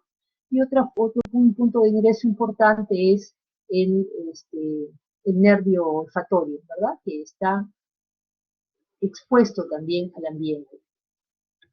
Ahora, las neuronas sensoriales van a tener dos prolongaciones axonales. Una de ellas que inerva el tejido periférico, lo vamos a poner acá, y la otra que hace contacto presináptico con las neuronas del sistema nervioso central. Entonces, los virus herpes, ¿no es cierto?, primero van a infectar el tejido mucoepitelial y ahí van a producir las lesiones típicas, que son las vesículas que conocemos como herpes simple, que conocemos como varicela. Ahí el virus causa una infección lítica, pero luego va a tener acceso a los nervios. Una vez que llega al nervio que inerva la zona donde se ha infectado, este virus, los virus herpes, van a adherirse también al axón, y esta adherencia al axón es gracias a un receptor. Este receptor hace que se adhiera y esta membrana del virus se va a fusionar con la membrana del axón, de modo que va a permitir que el contenido del virión ingrese al axón e ingrese dentro de los túbulos, haga contacto con las lineínas y viaje dentro de estos microtúbulos hacia el sistema nervioso central. Entonces, muchos virus tienen solamente la capacidad de un tipo de transporte, ¿no? O anterógrado o retrógrado. En este caso, el herpes simple y la varicela tienen la capacidad de transporte bidireccional, o sea, pueden ir vía retrógrada, pero también vía anterógrada, desde el sistema nervioso central hacia la periferia. Entonces, el virus pues llega a la neurona y ahí se va a poder reproducir, va a causar daño en la neurona y también en algunos casos va a evitar la lesión de la neurona y va a establecer su estado de latencia en estas neuronas, donde va a permanecer indefinidamente. ¿Cierto? Entonces acá vemos el esquema completo. El virus ingresa por la superficie de mucoepiteliales, se replica en las células epiteliales, empieza la diseminación viral por el axón, entra por las terminaciones de las neuronas sensoriales. Los herpes no sale del organismo, ¿verdad? Y claro, Martín, la idea es que una vez que uno se contagia del herpes, el herpes jamás lo va a abandonar, ¿sí? Siempre se va a quedar ahí. Entonces se va a quedar latente en la neurona, ¿cierto? En algún momento, especialmente porque hay algún factor ambiental que la posibilidad local, este genoma que estaba latente se reactiva, regresa en transporte anterógrado hacia la zona donde inerva este nervio y vuelve a presentar las manifestaciones que conocemos, o sea que puede ser el herpes simple, o en el caso de la varicela, como ya revisamos en la clase anterior, el herpes zóster, ¿verdad? Entonces, eso es lo más frecuente, ¿no? Ahora, en algunos casos, este virus al reactivarse no solo va hacia la periferia, sino que también se transporta al sistema nervioso central. Y aquí va a causar las encefalitis.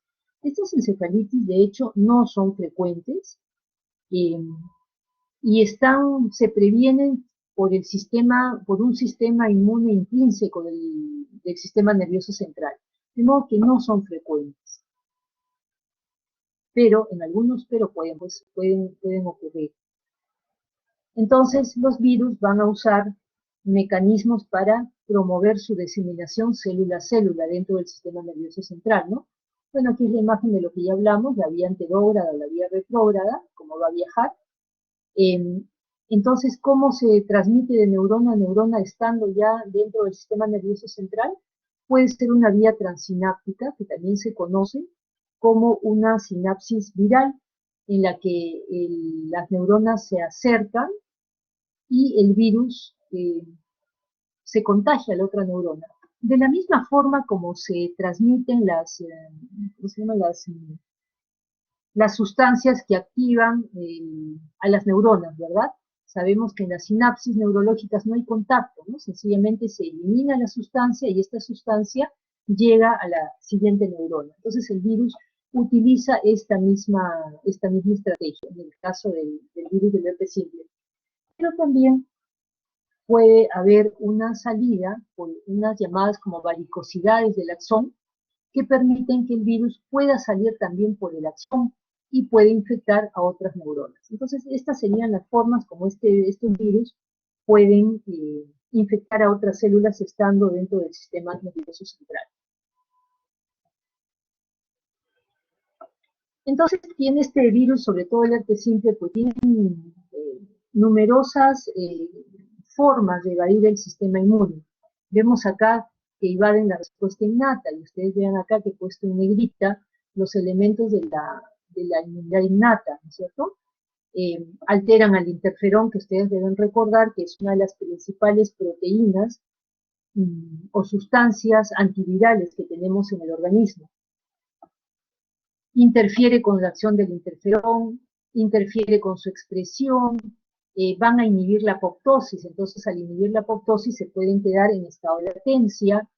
En algunas células pues la apoptosis funciona como un mecanismo de defensa, ¿no es cierto?, para eliminar al virus, pero estos lo van a inhibir. Inhiben la traducción de proteínas, inhiben la presentación de antígenos. Ustedes deben recordar que la presentación de antígenos es probablemente el paso más importante para definir cómo va a ser la inmunidad. Infecta las células inmunes, induce la apoptosis de las células natural killer y también su expresión. Ustedes recuerdan, las células natural killer son los elementos, probablemente uno de los más importantes en la respuesta innata contra los virus, ¿no? Entonces han desarrollado todas esas estrategias. Y también tienen estrategias para evadir la respuesta adaptativa. De nuevo, la presentación de antígeno, pueden disminuir la activación de las células dendríticas, inducen su apoptosis. ¿Se acuerdan ustedes que las células dendríticas son importantes para definir hacia qué tipo de diferenciación se diferencia, valga la redundancia, los linfocitos T, ¿no es cierto? Se van al TH1, al TH2, al TH17. Entonces, intervienen en casi todos los procesos de la respuesta adaptativa. Interferón gamma, Aranza.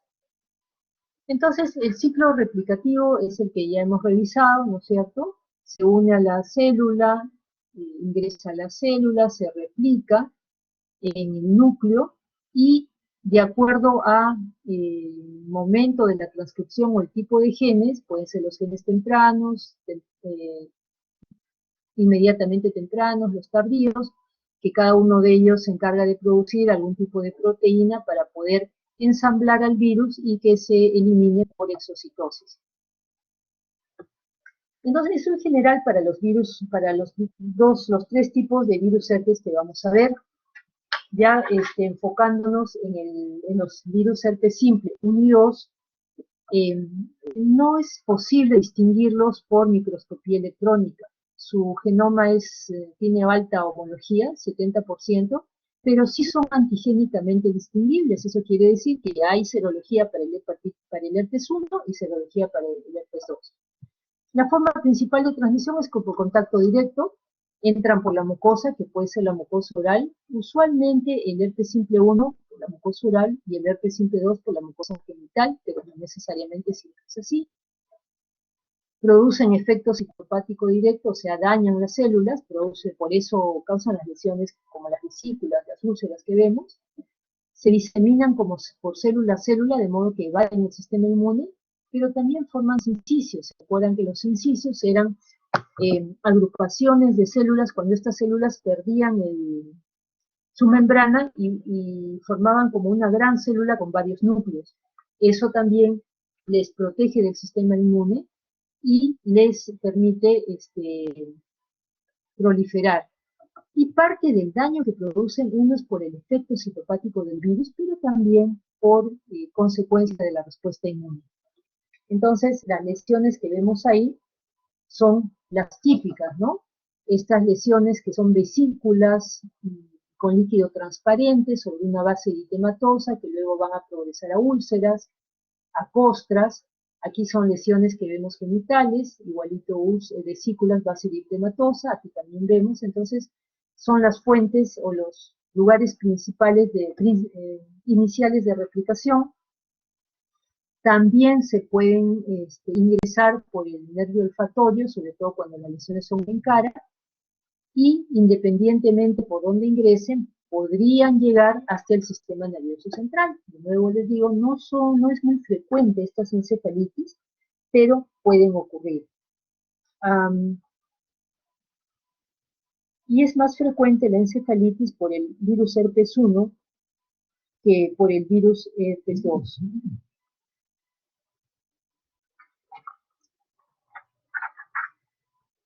En esta tabla que vemos todas las posibles lesiones o órganos que puede afectar el herpes simple, no solo el cerebro, ¿no? Sino, por ejemplo, la faringe, la piel, bueno, la región genital, y también hay transmisión neonatal si ocurre en la mujer embarazada. Valeria, ¿qué dice? Las lesiones se expresan por estrés o por contagio. A ver, cuando hay un contagio, ¿no es cierto? Va a pasar el virus, ¿no es cierto? Una persona que pueda tener, vamos a ver acá, ya, una persona que está con su lesión oral, aquí, ¿de acuerdo, Valeria? Para todos, le da un beso a otra persona que no tiene. Entonces, en ese momento de contacto, le transfiere el virus. La otra persona que adquiere el virus va a empezar a tener este proceso patogénico, el virus se va a replicar también en su epitelio y con el tiempo va a causar estas lesiones, ¿de acuerdo? Entonces, el contagio causa lesiones, Valeria. Y creo que lo que te refieres por estrés es que cuando el virus se ha quedado en estado de latencia en el ganglio nervioso, hay algunas condiciones que van a hacer que este estado de latencia desaparezca o el virus se active, vuelva a caminar por la vía anterógrada hacia la piel y vuelve a causar las lesiones, ¿cierto? Cuando la infección pasa, pues estas lesiones van a desaparecer y el virus está en latencia y en algún momento puede llegar de nuevo y volver a causar lesiones. Creo que eso te refieres con estrés. Y en algunos casos, pues, se va al sistema nervioso central. Ok, varicela también, pero varicela tiene el herpes zóster. Ahorita hablamos de eso también, ¿ya? Entonces, puede también haber transmisión intrauterina y puede haber herpes neonatal, con todas las condiciones severas. Entonces, en el compromiso del sistema nervioso central de estos herpes, básicamente se produce lo más frecuente es la encefalitis. Esta encefalitis y el herpes 2 suele causar más meningitis que encefalitis, ¿de acuerdo? Pero cualquiera de los dos puede causar las dos. Ahora, en los neonatos, en cambio, cuando adquieren la infección en el parto, lo más frecuente es que desarrollen encefalitis. Una persona con encefalitis herpética lo que tiene clásicamente es dolor de cabeza, convulsiones, porque hay daño en el tejido, vean ustedes, hay lesión, y cambio de la conducta, porque por alguna razón la zona que más se afecta es el óvulo temporal. Es típicamente necrotizante y hemorrágica. Vean ustedes acá en esta hemorragia, ya un paciente fallecido, ¿no? Y hacen la necropsia. Afecta a todas las células del parénquima, pero principalmente al lóbulo temporal y el lóbulo frontal. Entonces, por eso, los síntomas más relevantes son los cambios de conducta o un tipo de alteración. Un paciente que hemos tenido la semana pasada, lo que tenía, estaba hospitalizado por otra razón, y empieza con dolor de cabeza y empieza a decir que veía a toda su familia que venía a visitarlo. Y no, pues en esta época por la pandemia no hay visitas en los hospitales. Y él nos contaba, sí, ha venido fulanito, me ha hablado, ha venido el enfermero y me ha dicho, ¿no? Entonces pueden tener alucinaciones, pueden ponerse agresivos, dependiendo pues dónde está la visión. Y puede haber formas leves también, formas atípicas, entonces puede afectar el tronco, con todas las consecuencias de una lesión en el tronco cerebral, puede haber también afectación de la médula espinal, puede haber un compromiso difuso sin compromiso temporal, ¿de acuerdo? Pero lo más clásico es que haya afectación del lóbulo temporal. Y también puede haber meningitis, que es más frecuente con el herpes 2 que con el herpes 1. ¿No? Este es un caso clínico, este es un niñito de 3 años que empieza con 7 días de enfermedad, con fiebre, astenia, le dan tratamiento sintomático de antibióticos, que a veces usamos mucho los antibióticos sin indicación, empieza con vómitos y alteraciones neurológicas, cambio de conducta y también con convulsiones.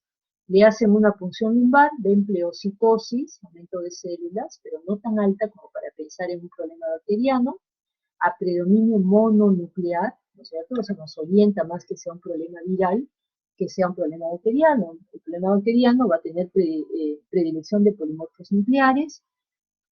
La glucosa dice 100, no podemos saber si está normal o no porque no tenemos el valor de la glucosa en sangre.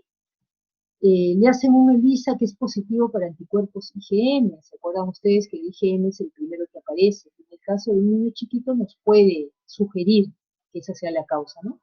Pero en este caso le hacen una PCR, que es una reacción de cadena de la polimerasa en el líquido cefalorraquídeo, y eso sí hace diagnóstico. Y en la tomografía, pues lo que se ve acá, en la resonancia, lo que se ve acá lesiones en el lóbulo temporal y en el lóbulo de la ínsula, ¿no? Entonces, este es un caso clásico, un caso típico. No todos los casos pues son típicos, pero es lo más frecuente, ¿no? Entonces, ¿cómo hacemos el diagnóstico? En el caso de que tengamos lesiones dérmicas, se hace una prueba que se llama la prueba de Sank o el test de Sank. Se raspa el tejido de la vesícula, se rompe la vesícula, se raspa el tejido, se hace una tinción y se ven los efectos citopáticos del virus. No se hace de rutina porque el diagnóstico del herpes simple es clínico, pues uno ve las vesículas agrupadas en racima y eso es herpes, ¿no?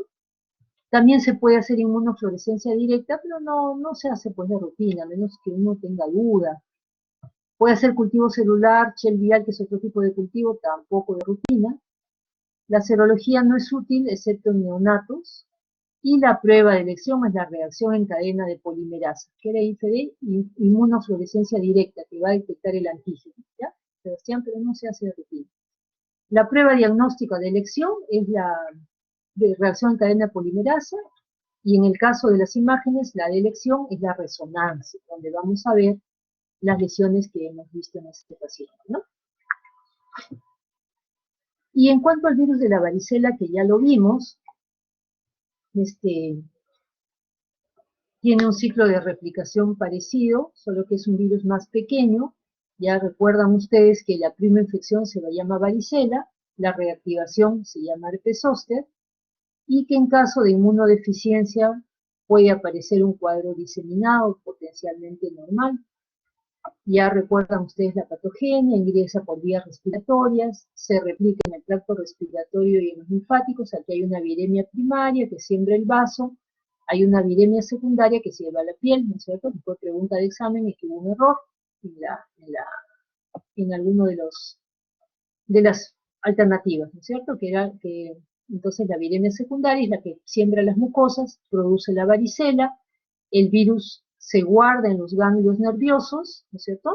Y por alguna razón de inmunodepresión, como por ejemplo el estrés que decía su compañera, que no es tan infrecuente, a veces el estrés mismo de los exámenes puede ocurrir o cualquier otro tipo de estrés, se reactiva, y en el caso de la varicela la reactivación pues tiene la forma del herpes zóster, ¿cierto? Tenemos la varicela, durante la primoinfección o la reactivación puede haber neumonía, y en este caso están examinando a este paciente que tiene una encefalitis. Entonces, no sé si se alcanza a ver muy bien acá, pero lo que se puede ver acá es que le piden que muevan los ojos, y vean este ojito no se mueve, queda rígido.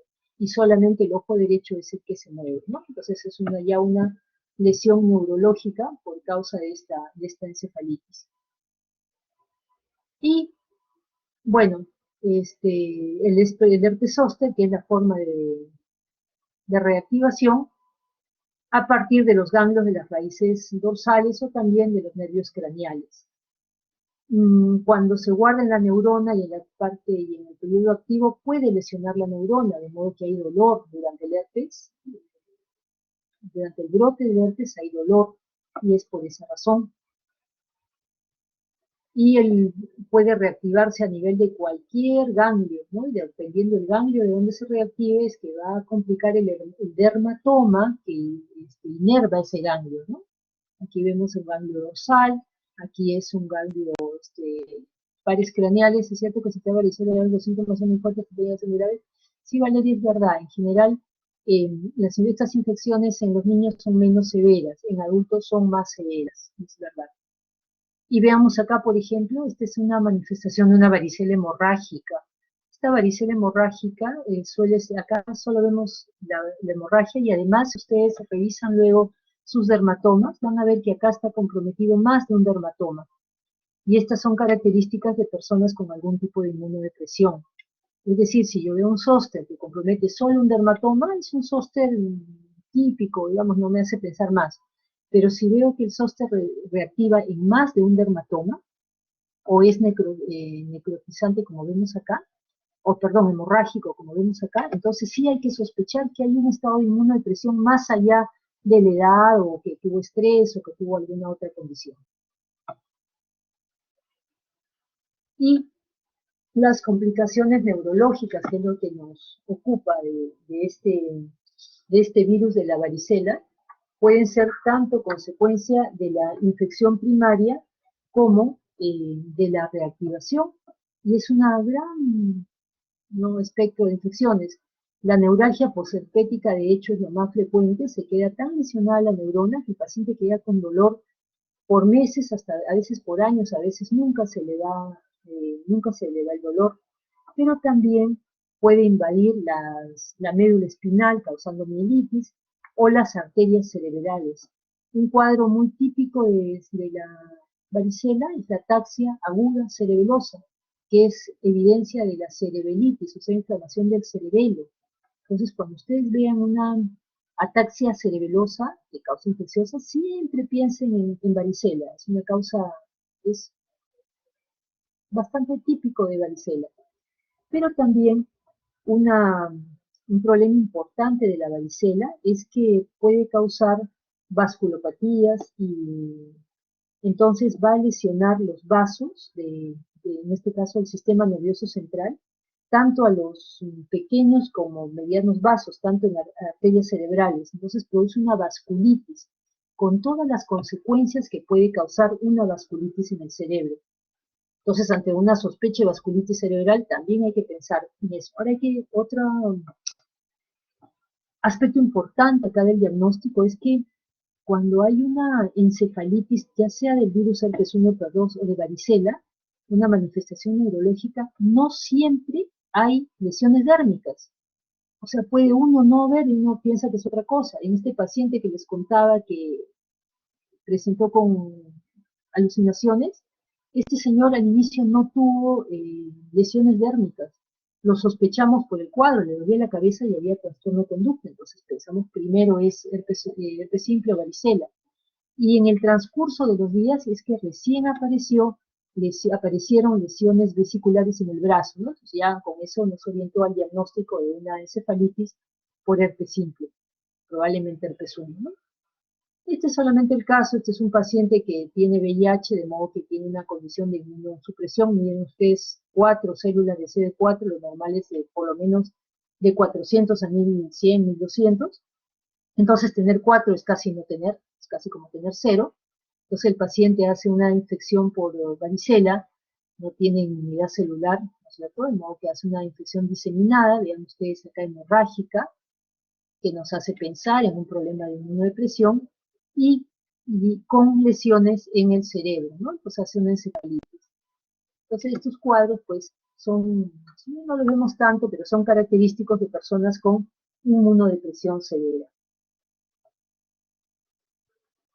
Y en este caso es un herpes zóster también que se complicó. Este es un hombre de 62 años que presenta el rash o la erupción en el rostro, en la cara, pero además de las complicaciones o los síntomas típicos de una encefalitis, hace fiebre, hace alteración del sensorio, presenta convulsiones. Además de eso, y las lesiones en la piel, presenta, vean ustedes acá, hay gangrena, ¿no?, en sus manos, como evidencia de una vasculitis de varicela. Esta vasculitis no es frecuente, ¿no?, pero hay que tenerla presente también. Bien, pasamos a Aspergillus, que también ya lo hemos revisado al Aspergillus en la parte respiratoria. Ya saben que es un hongo oportunista, está en el ambiente, que su vía de transmisión principal es el ingreso de las conidias, ¿no es cierto? Y como son pequeñitas, estas conidias atraviesan el aparato mucociliar y pueden llegar hasta el alveolo.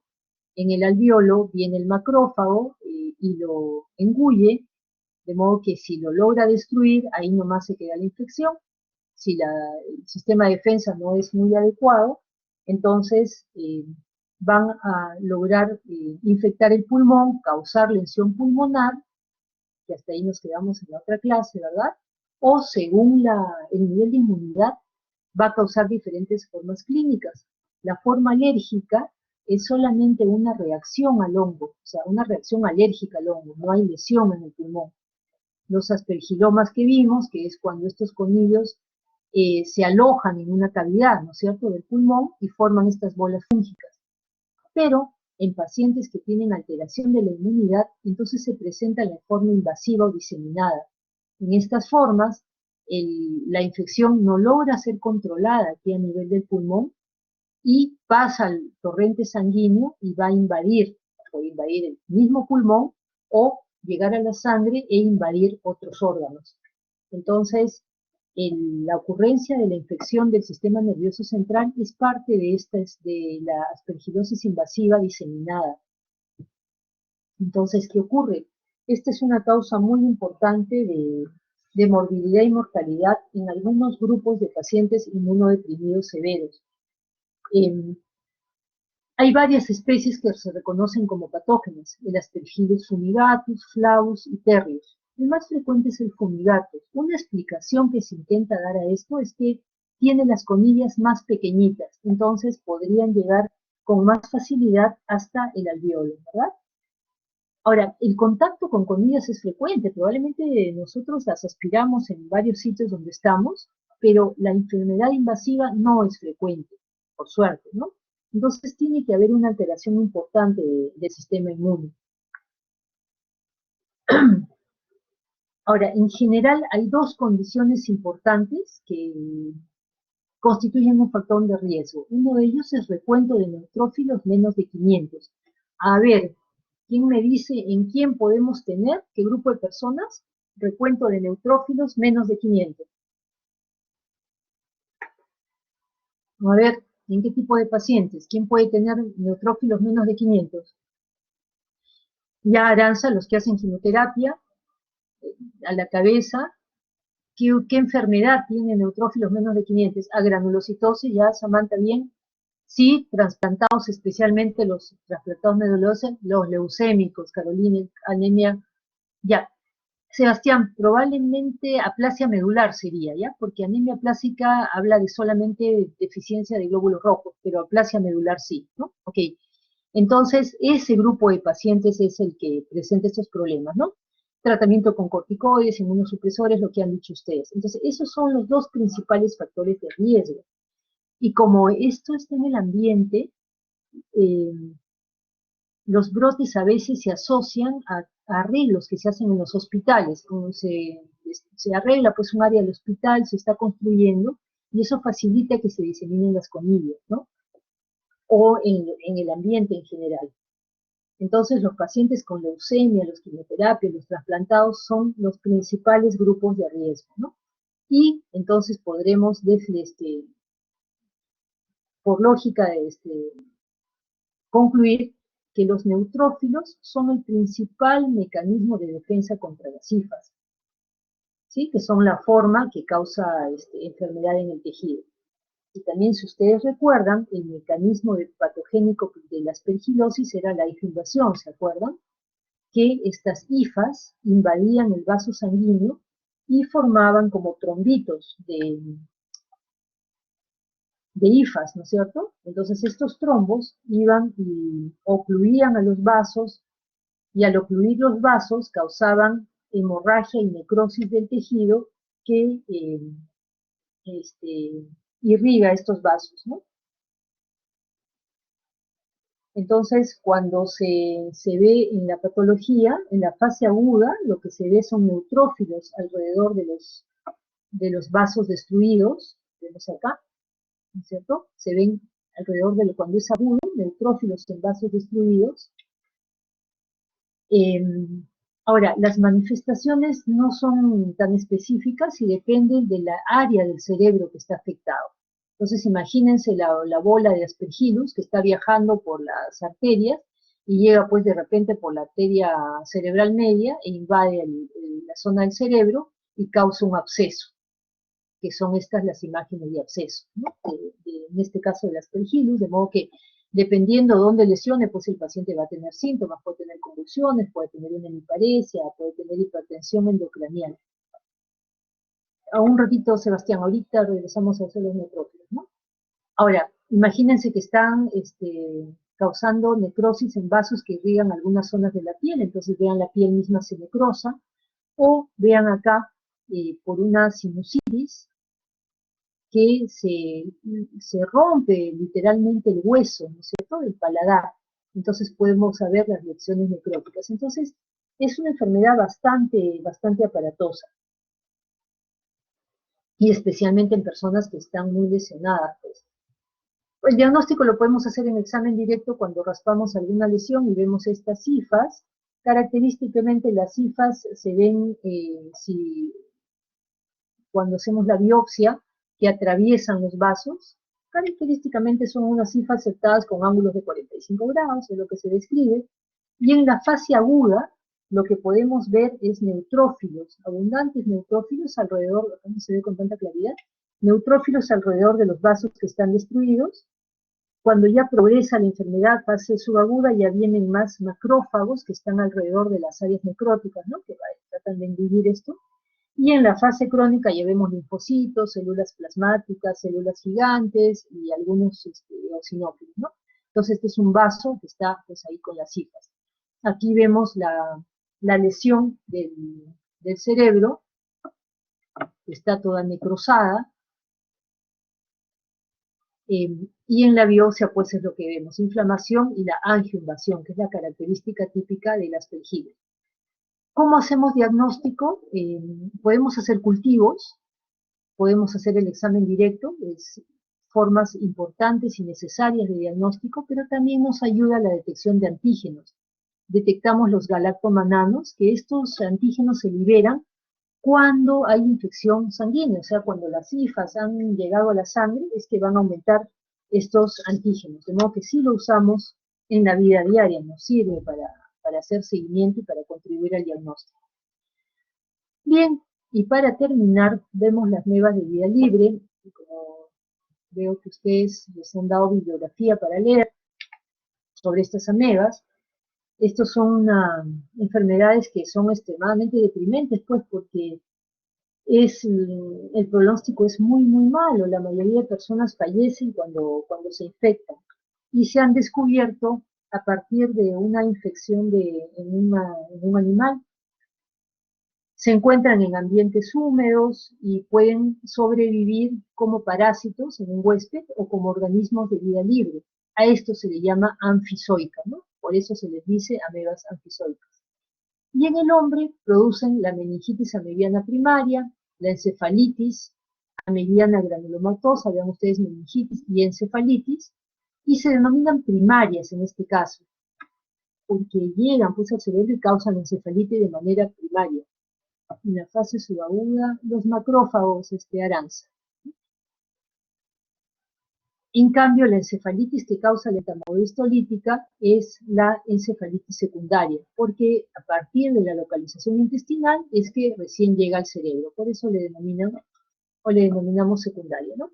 Entonces, estas tres son las importantes en el ser humano: la Naegleria fowleri, la Cantamoeba y la Balamutia mandibularis. Entonces, la Naegleria causa la meningoencefalitis, la Cantamoeba y la Balamutia causan las encefalitis granulomatosas. No son para nada enfermedades frecuentes, pero cada vez que ocurran, pues, son realmente muy aparatosas y en la mayoría de casos las personas fallecen, ¿no? Esta Naegleria tiene tanto trofozoitos como quistes. En el caso de la Naegleria, lo que encontramos en los tejidos son los trofozoitos. Y bueno, los quistes son forma de protección. En este caso, miren, esta Naegleria, este trofozoito lo han obtenido de una muestra de médula espinal. El ciclo de la Naegleria es sencillamente que a nivel de agua contaminadas, se ve personas que nadan en lagunas o a veces piscinas que no están bien desinfectadas. La ameba va a ingresar por la nariz específicamente y luego migra hacia el cerebro por el nervio olfatorio y ahí es donde va a causar enfermedad, va a destruir el cerebro, la meninge, ¿no? Entonces acá hay lesiones que podemos ver trofozoitos en el tejido cerebral de esta Naegleria, ¿no? La otra ameba que tenemos es la Cantamoeba. Esta Cantamoeba es bastante resistente a desinfectantes, a cambio de temperaturas. Vean ustedes que se ha identificado hasta en el hielo. Estos trofozoitos se desplazan como por pseudópodos, van a emitir, como vemos acá, pseudópodos. Y en este caso, a diferencia de la Naegleria, la forma que vemos en el organismo es del quiste, que es la forma latente, ¿no? Igual, eh, el quiste y el trofozoito en este caso se pueden encontrar en los tejidos. El quiste, como les decía, es la forma latente. Igual ingresa porque estamos en contacto con aguas infectadas. Ingresa también por la vía nasal. En este caso también se ha descrito que puede entrar por el ojo o por piel lesionada, ¿no? Pero básicamente cuando ingresa por la vía nasal es que también puede llegar al cerebro. Este es el caso de una mujer de acá del Perú. Esta es una paciente de ICA que debuta por crisis convulsivas, tónico-clónicas. Acá podríamos pensar es una encefalitis, ¿verdad? Podríamos pensar en herpes. Pero cuando ya dura 2 meses ya no pensamos en herpes, porque el herpes es una enfermedad aguda. En cambio, la cantamoeba puede ser una enfermedad subaguda o crónica. Entonces, 2 meses con dolor de cabeza, convulsiones, náuseas, vómitos, le toman una tomografía y ven una imagen nodular. Y es infrecuente la ameba, entonces no se piensa en primera causa la ameba. Probablemente pensaron de repente en una neoplasia o otro tipo de infección, ¿no?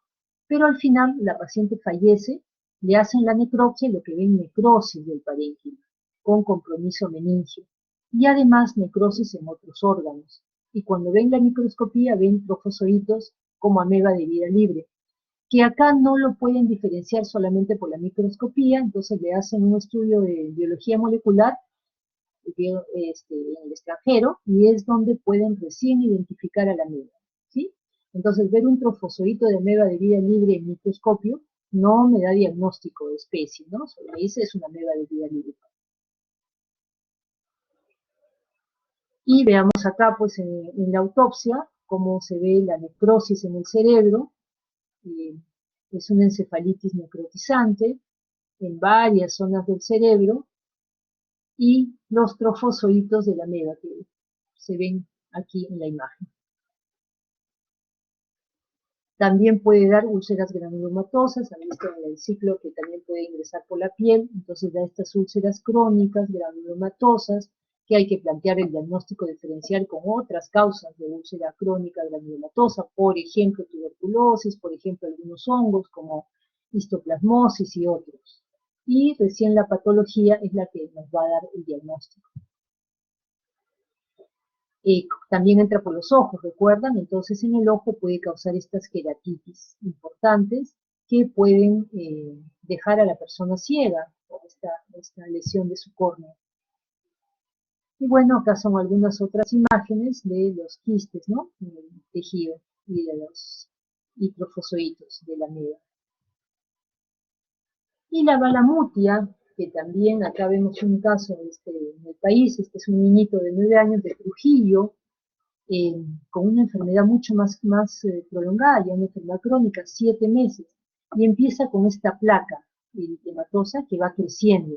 Al inicio pequeñita, luego crece, se disemina, y como en la historia clínica que alguien le hace, encuentra el antecedente que se ha bañado en aguas estancadas y se expone a animales, entonces sospechan la posibilidad de que sea una ameba de vida libre, le dan diagnóstico, le dan tratamiento con itraconazol, albendazol, que son medicamentos propuestos para el tratamiento, pero no mejora y más bien reingresa después ya con alteración que nos hace pensar en alteración del sistema nervioso central, disminución de la motilidad, mareos y tendencia al sueño. Entonces ya pensamos ahí en una encefalitis, ¿verdad?